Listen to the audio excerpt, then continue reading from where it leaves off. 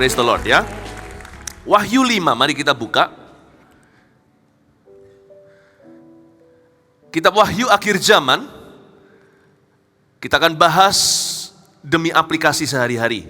Gimana kita bisa hidup maksimal setiap hari. Hidup di akhir zaman dimulai dengan hidup hari ini. Hari ini harinya Tuhan. Hari Senin, Selasa, Rabu, Kamis, Jumat, Sabtu, Minggu adalah harinya Roh Kudus. Kapan saja Tuhan bisa menjemput kita di awan-awan. Kita tidak tahu bila waktunya, tetapi kita hanya bisa waspada. Wahyu pasal 5, dan ini semuanya bukan rekayasa manusia atau pikiran orang, ini adalah firman Tuhan. Firman Tuhan itu pasti akan digenapi. Hanya karena berlambat-lambat kok Tuhan belum datang-datang, janganlah kita mencemoohkan janji. Bahwa Tuhan yang berjanji, Tuhan itu setia menepatinya. Kalau Tuhan belum datang, anggaplah kesabaran agar kita sungguh-sungguh dulu.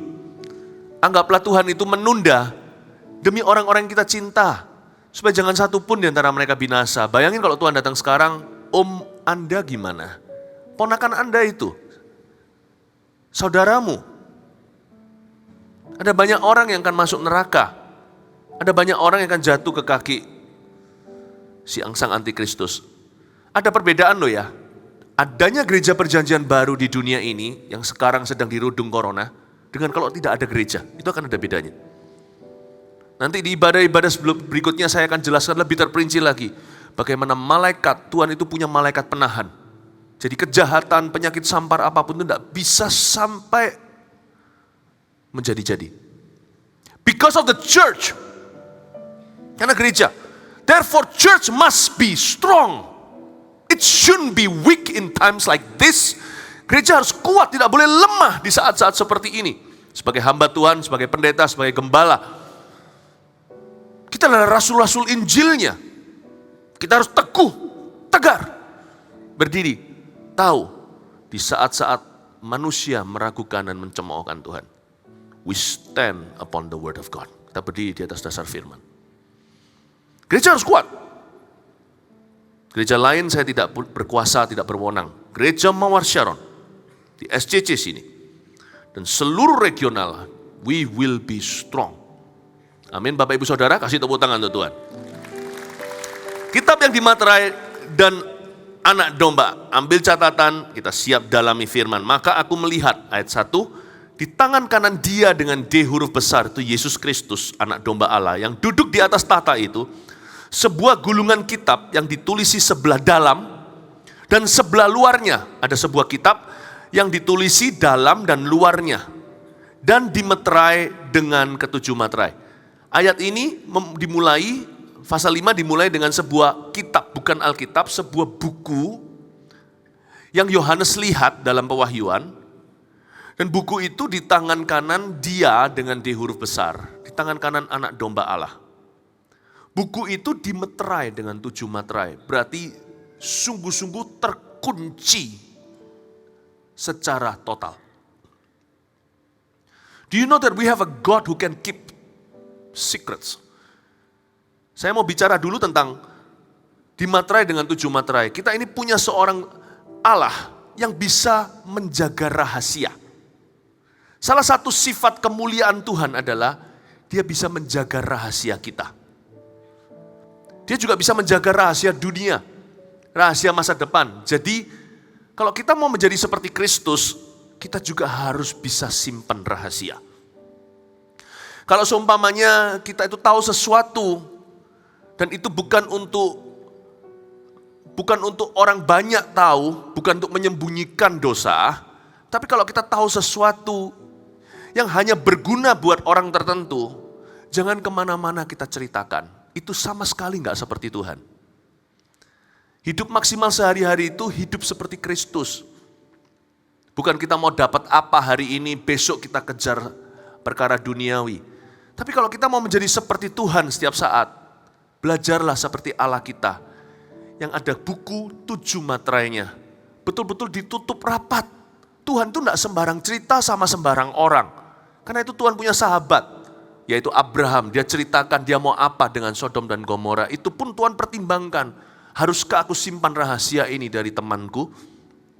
Makanya ada ayat yang berkata, Tuhan bergaul karib dengan orang yang takut akan Dia dan rahasia perjanjiannya diberitahukan.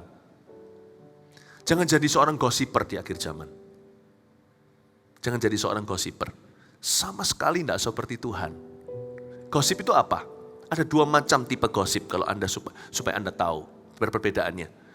Dan kalau kita mau jadi seperti Tuhan, lidah kita harus seperti Kristus pula. Yang satu namanya fitnah, beritanya salah. Hari-hari ini orang Kristen cepat menangkap hoax. Padahal kita ini harusnya menjadi kemah kebenaran. Kita harusnya menjadi rumah roti, the house of truth. Hati-hati Bapak Ibu Saudara untuk Anda percaya. Apalagi untuk Anda memforwardkan berita-berita yang hoax. Saya tidak ngomong soal corona, saya ngomong segala berita. Jangan jadi orang yang rajin kirim-kirim, padahal hal-hal itu belum teruji. Saya sehari-hari nggak hidup berdasar itu sih. Saya sama HP saya itu punya batas. Saya tidak dapatkan sumber kehidupan dari sana. Bahkan sumber kabar pun tidak dari HP saya. Ya, saya lamban untuk bisa percaya sesuatu.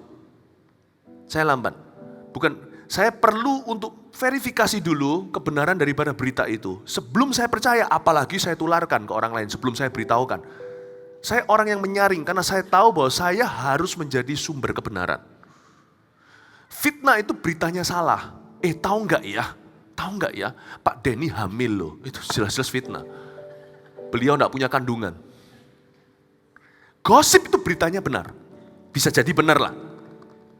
Tapi alamatnya salah dan motivasinya. Kamu tahu enggak ya? Suatu hari anaknya Nuh melihat sesuatu, ceritakan sama kokonya, sama adiknya, ceritakan sama saudaranya maksudnya. Cerita-ceritain. Tahu enggak? Aku lihat papa telanjang. Diceritakan ketelanjangannya, spesifik semuanya.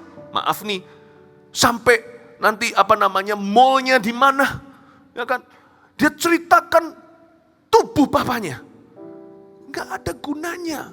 Harusnya dia ceritain sama mamanya. Ma, aku lihat papa telanjang mabuk tadi malam. Do something about your husband, my father. Lakukan sesuatu tentang ayahku, suamimu itu. Suamimu yaitu ayah kami. Jangan begitu, malu nanti keluar. Kalau dilihat pembantu gimana. Dia cerita ke saudara-saudaranya. Beritanya benar. Motivasinya salah. Alamatnya salah, maka dikutuklah dia oleh Nuh dan menjadi kolesterol. Iya, ada 3 anak. Untuk ingat anak yang mana, saya ingat kolesterolnya. Sem, Ham, dan Yafet. Yang dikutuk itu Ham. Ya, ini hamburger Ham. Ya, ini inside joke ya. Ini lelucon yang nggak lucu, saya tahu. Saya mau ingat yang mana anak Nuh yang dikutuk. Yang Ham itu, dia menjadi bapak Kanaan yang dipunahkan, dimusnahkan oleh Tuhan lewat tangan Yosua dan umat pilihan. Gossiper will be destroyed. They destroy themselves. Akan menghancurkan dirimu sendiri. Jangan main gitulah, di hidup ini ada banyak tanggung jawab, hal-hal yang lebih perlu. Kalau kita mau maksimal, kita harus berhenti kepo. Kalau kita mau maksimalkan potensi kita mau maksimalkan panggilan Allah atas hidup kita, jangan kepo. Kita tidak boleh kepo lagi. Oke, sedikit side track saya bicara tentang 7 materai. Kalau kita lihat 7 materai gini kan sorgawi nih, 7 materai. Ini apa aplikasinya di hidup saya? Tugas saya sebagai pengajar adalah mengambil itu, mengaplikasikan dalam kehidupanmu. Allah kita penyimpan rahasia. Kemuliaan raja adalah menyimpan rahasia. Amin Bapak Ibu Saudara. Learn to know how to keep secrets. Tapi kalau hal-hal yang tidak boleh dirahasiakan, ya tidak boleh. Anda jangan mau kalau diajak ngomong sama orang ya, janji loh ya, enggak, janji loh ya, kamu simpan rahasia. Saya enggak mau ditodong. Kalau saya digituin, saya berkata, kalau Anda mau cerita sama saya, Anda harus percaya saya dulu. Saya akan tahu bagaimana mengelola berita ini. Kalau enggak, jangan cerita sama saya sama sekali. Jangan butuh untuk diceritain. Jangan sampai telinga ini gatal, karena kita enggak aman diri. Kalau dia cerita kita merasa percaya diri, berarti saya ini dipercayai. Kalau saya nggak diceritain, saya merasa kurang gimana, lalu penasaran saya tanya-tanya, ayolah cerita. Jangan jadi orang gitu. Jadi orang terus berwibawa. Allah kita pemegang 7 materai. Bukunya tertutup rapat. Tenang aja. Kalau ada orang todong saya, Pastor Philip, saya mau cerita sesuatu, tapi you harus janji. Tidak boleh cerita sama siapa-siapa. Saya bilang, no. Saya tidak bisa janji apa-apa. Saya dengar dulu, you mau sampaikan apa ke saya. Kalau Anda mau cerita sesuatu ke saya, Anda harus percaya saya bisa cukup dewasa untuk handle itu. Dan by the way, saya tidak akan menikmati cerita-cerita itu. Saya hanya mau menolong Anda. Jangan cerita loh ya.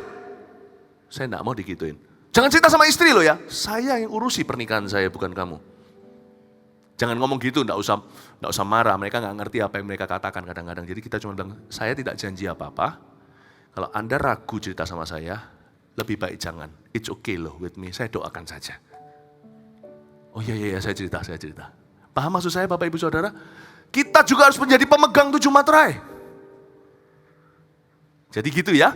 Oh, coba ngomong kanan kirinya, jangan menjadi seorang gossiper. Puji Tuhan. Nah, sekarang saya jelaskan di sini ya. Sekali lagi, aku melihat di tangan kanan dia yang duduk di atas tahta itu sebuah gulungan kitab. Ini bukan rahasia sembarang rahasia. Ini adalah kitab akhir zaman. Yang ditulisi sebelah dalam dan sebelah luarnya. Jadi dari kitab yang dilihat oleh Yohanes dalam pewahyuan ini, luar dalamnya ada tulisan. Jadi kasih catatan. Kalau Anda sekarang sedang mencatat di HP Anda khotbah ini, ada pewahyuan luar, ada pewahyuan dalam. Selalu Anda harus mengerti, pewahyuan-pewahyuan yang Anda terima tentang rancangan Allah atas hidup Anda itu, ada hal-hal yang boleh diceritakan, pewahyuan luar. Ada hal-hal yang Anda harus simpan, jangan banyak bicara, itu pewahyuan dalam. Ini Yusuf tidak mengerti di perjanjian lama. Tuhan tunjukkan pada dia lewat mimpi, dia nanti akan jadi apa. Dia ceritakan ke koko-kokonya, ceritakan ke semua, berakhir di kubangan. Some revelations, beberapa pewahyuan yang Tuhan berikan dalam kehidupan anak-anaknya bukan untuk diceritakan sekarang. Oke? Itu pewahyuan dalam. Simpan di hatimu. Anak muda lihat seorang lawan jenisnya, lalu di hatinya tahu dia jodohnya. Jangan cerita, tunjukkan buah. Saya pertama kali lihat istri saya, itu waktu istri saya masih umur 14 tahun. Saya 19, saya nggak ngerti kalau dia masih 14, karena tinggi, dewasa, anak pendeta. Love at first sight dalam kasus kami bukan cuma cinta pada pandangan pertama, saya tahu dia akan jadi istri saya. Waktu itu di Jalan Cempaka, 6:30 pagi ibadah, saya datang ke pagian jam 6, tiba-tiba ting, ada satu wanita duduk di sebelah sana, tinggi, saya masih ingat pakaiannya apa, putih sini, bawahnya, warnanya apa, saya masih ingat semuanya. Langsung ada suatu suara. Nah, Anda tidak semua orang Tuhan bekerja dengan cara yang sama, oke? Di hati saya ada satu suara langsung beritahu, itu nanti akan jadi istrimu. Terus saya tidak bangkit, lalu berkata, kamu akan jadi istriku. Bisa pingsan. Kita belum kenal. Ternyata nanti setelah menikah, istri saya juga mengaku, ya kan, bahwa dia melihat saya dari jauh, padahal nggak suka sama saya. Dia juga mendapatkan pewahyuan yang sama, itu nanti akan jadi suamimu. Jadi Tuhan bisa bekerja cara Ishak. Tuhan bisa bekerja cara begitu. Nggak semuanya seperti itu by the way. Tapi istri saya tidak cerita sama saya sampai nanti kami menikah. Itu pewahyuan dalam, simpan dalam hatinya. Jangan sampai pergi ke sana sini anak muda karena kejar cewek gitu, yang lakinya ngomong kamu jodohku, Tuhan bilang kamu jodohku, shut up. Simpan di hatimu, tunjukkan buah, tunjukkan kekudusan, lakukan bagianmu sebagai orang muda yang bertanggung jawab, menangkan hatinya dengan fair and square. Itu pewahyuan dalammu, simpan dalam hatimu. Ya kan? Ada satu anak muda datang ke saya dan berkata, "Ko, aku tahu Tuhan ngomong sama aku, dia itu jodohku." Oke, kalau Tuhan ngomong, Tuhan tidak suruh kamu ngomong. Simpan di hatimu, nanti kamu tahu Tuhan ngomong enggak, itu nanti akan terbukti. Tapi sekarang, itu pewahyuan dalammu. Ada hal-hal tertentu you don't share. Saya kasih contoh aplikasinya kalau anak muda. Jangan keluar-keluar kita beritahu bahwa ini jodoh saya, ini jodoh saya. Anak muda kadang-kadang, lalu Tuhan ngomong, Tuhan berubah pikiran kok. Ternyata itu kok, yang itu kok. Ya kamu bosan aja tuduh Tuhan. Some revelation don't talk too much. Don't talk at all. Itu pewahyuan dalam. Simpan, tunjukkan buah. Amin Bapak Ibu Saudara. Tetapi ada pewahyuan luar, katakan ada pewahyuan luar. Ada hal-hal tertentu yang Anda harus ceritakan atau namanya impartasi. Kebanyakan anak-anak muda itu liar, kenapa? Di dalam keluarga, papa tidak pernah ceritakan pewahyuan luar. Tidak pernah bagikan kepada anak. Value atau nilai, mama. Biasanya mama lebih banyak mendidik, papa banyak absen. Tidak boleh. Tuhan kasih 2 spies per family, yaitu 2 pengintai, yaitu suami dan istri. Mesti harus ceritakan, pewahyuan luar itu impartasi. Kalau Anda impartasi, orang akan dapat tangkap pewahyuan. Tanpa wahyu, liarlah rakyat. Tanpa wahyu, liarlah anak. Kita harus rajin cerita. Orang itu biasanya salah kaprah, yang tidak patut dia ceritakan, dia ceritakan. Yang dia harusnya bagikan, dia diam saja, tidak ceritakan. Nggak boleh. Orang Kristen harus mengerti materai mana yang dibuka, materai mana yang ditutup dalam hidupnya. Amin Bapak Ibu Saudara. Saya sebagai gembala, pastor of a church, saya tahu ada pewahyuan luar. Saya nggak bisa cerita everything to you. Saya jujur beritahu ada hal-hal tertentu yang Tuhan wahyukan yang Anda belum ready sekarang. Ya kan? Tapi sangat jelas visi misi. Kalau saya tidak bagikan di gereja visinya apa, misinya apa, ketransparanan cara kami mengelola keuangan. Kalau kami tidak menjelaskan kepada Anda tujuan kami apa, agendanya seperti apa, ke depan nanti 1 tahun ini seperti bagaimana, 2030 300 gereja dan sebagainya. Kalau saya tidak bagikan, Anda juga tidak akan mendapat makanan. Yang disalahkan nanti bukan domba tapi gembalanya. Kenapa kamu buat mereka lapar? Padahal aku sudah wahyukan, kenapa kamu simpan? Itu bukan pewahyuan untuk hidupmu, itu pewahyuan untuk mereka melaluimu. Bapak Ibu Saudara, bedakan. Orang yang kenal Tuhan, tahu membedakan yang mana adalah porsi dibagi. Yang mana 5 roti 2 ikan. Yang mana adalah lunchmu sendiri. Amin Bapak Ibu Saudara. Itu yang disebut dengan kitab yang tulisi sebelah dalam dan sebelah luarnya. Ya, maka itu ada rancangan Allah yang sifatnya eksklusif hidup Anda. Itu firman, itu adalah kitab yang ditulis di dalamnya. Ada rancangan yang memang inklusif. Yang untuk orang lain juga dalam kehidupan Anda. Anda mesti cerita. Karena Tuhan tidak akan bawel dan rewel cerita kiri kanan. Kalau Allah percayakan pada Anda yang ceritakan. Tuhan ketika diingkari oleh Yunus, dia mau pergi ke Niniwe, Tuhan tidak berkata, lu gak mau ya sudah, Yunus menolak aku pilih Yunita. Tuhan kejar Yunus sampai dia mau, Tuhan kirim ikan paus istilahnya sampai dia buka bicara. Allah kita kalau percayakan sesuatu untuk orang lain, dia tidak akan berubah pikiran. Dia akan minta Anda yang ceritakan. Jangan serahkan ke guru les apa yang Tuhan wahyukan ke papa untuk ceritakan ke anaknya. Jangan wahyukan ke guru sekolah minggu. Meskipun ada pewahyuan kami yang harus kami bagikan ke anak Anda, makanya itu cepat daftarkan. Anak-anak Anda yang belum mendaftar Bible Study. Besok, cepat daftarkan karena ada pewahyuan gereja, pewahyuan luar yang harus kami bagikan ke anak-anak Anda. Tetapi jangan yang bagian Anda serahkan ke gereja. Ya, tapi lebih celaka lagi seringkali adalah orang tua yang tidak berdoa. Bukannya dia nggak mau cerita, dia nggak punya pewahyuan apa-apa, tidak punya prinsip dibagi, tidak punya value untuk diteruskan. Kalau gitu, yang perlu perlu terlebih dahulu dibentuk kerohaniannya ya orang tuanya. Pastor Philip, saya ini bukan nggak mau mendidik anak saya nggak tahu mau didik apa. Nah kalau gitu Anda perlu melekat kepada Tuhan. Sumber segalanya. Amin Bapak Ibu Saudara. Saya temukan kalau saya dekat sama Tuhan itu saya banyak yang ada banyak yang harus saya bagikan ke anak-anak saya. Saya merasakan dalam fluktuatif pengurapan Tuhan atas kehidupan saya. Tidak ada orang itu bisa terus ngejos begini. Saya pasti ada masa begininya, tapi karena konsisten itu sudah menjadi game plan saya sejak semula kenal Tuhan. Saya punya disiplin diajari sama Roh Kudus, gak pernah saya ikut akan begini, gak pernah saya itu akan begitu. Saya itu bertumbuh, begini loh. Nah saya perhatikan pada waktu saya dekat sama Tuhan, banyak yang saya bagikan ke anak-anak saya dan anak saya diberkati. Dan family saya.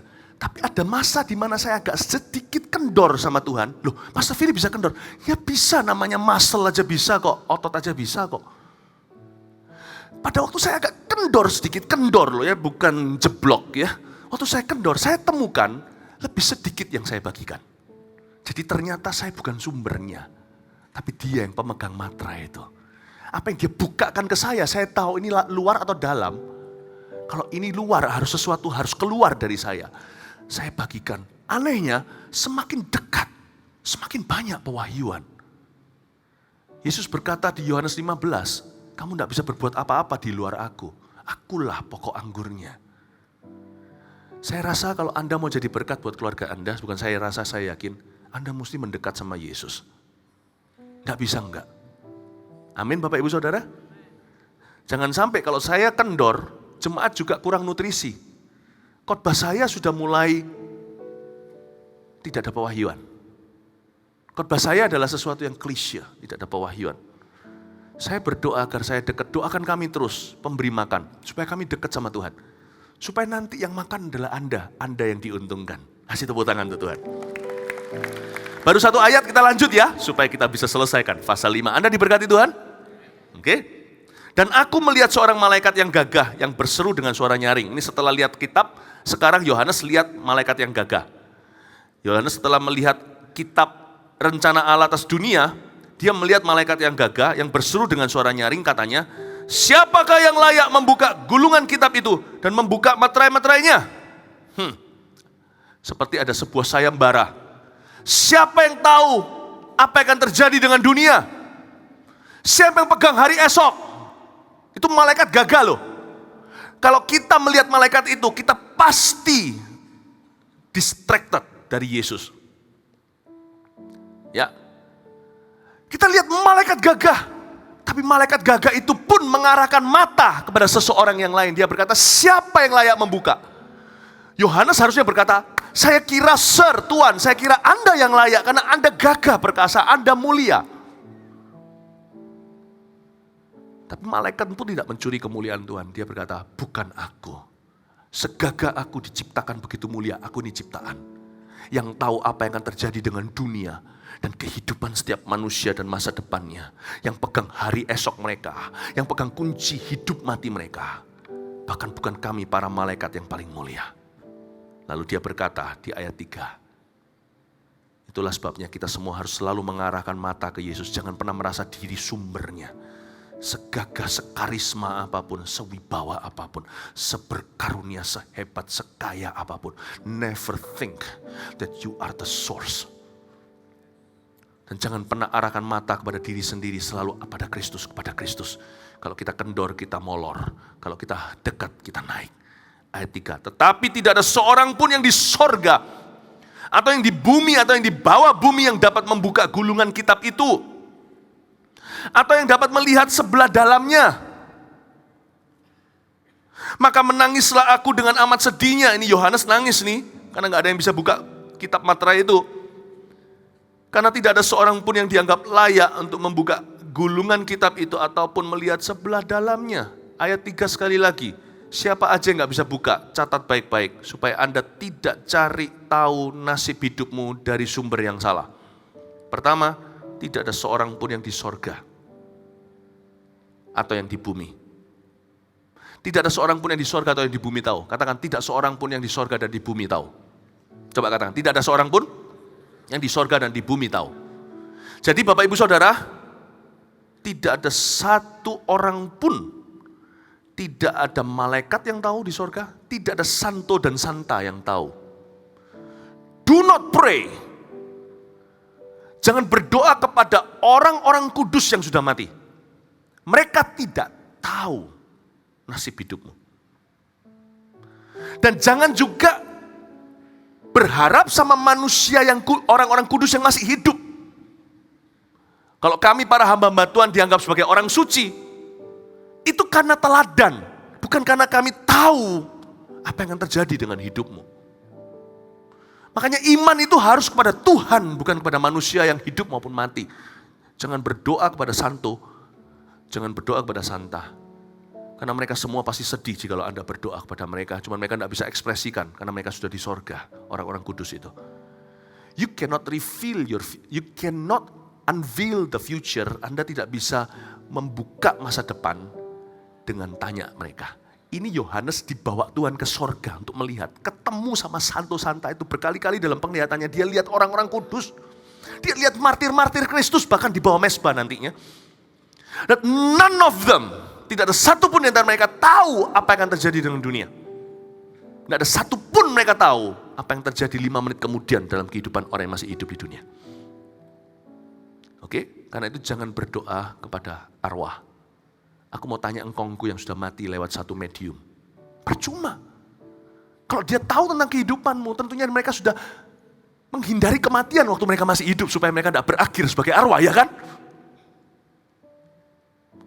Jangan berharap sama darah dan daging.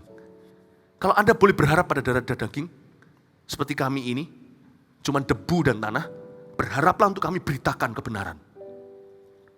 The best I can give you, as a man of God, sebagai seorang hamba Tuhan yang terbaik yang saya bisa berikan kepada gereja, adalah tuntun mereka ke Kristus.